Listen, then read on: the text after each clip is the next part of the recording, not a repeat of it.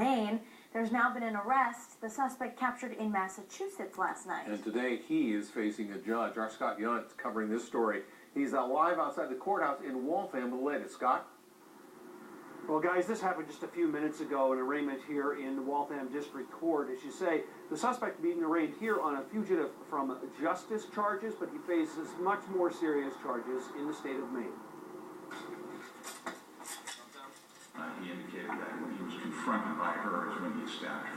27-year-old Juan Contreras of Waltham is under arrest for murder.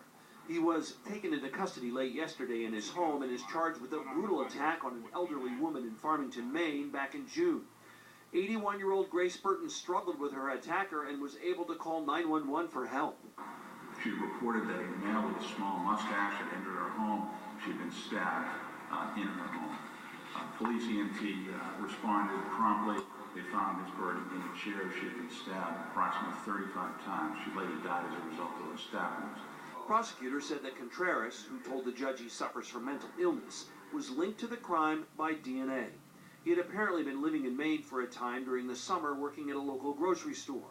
When news of the murder broke, residents were alarmed. An unknown killer was on the loose. According to prosecutors, Contreras' wife, who was also alarmed, came home late from a babysitting job.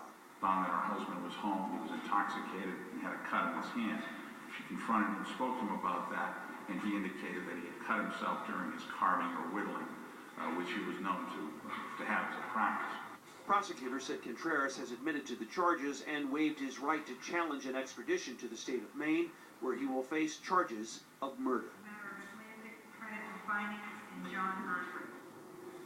Now, the suspect's family was in court. His wife or ex-wife, it's unclear at this point, his mother as well as his stepfather, they didn't want to talk on camera, but told us that they were very shocked by these charges, don't believe that their son or husband in this case was capable of anything that violent. Still trying to process it, again, not wanting to talk on camera. Back to you guys. Scott Yunt live in Waltham, thank you.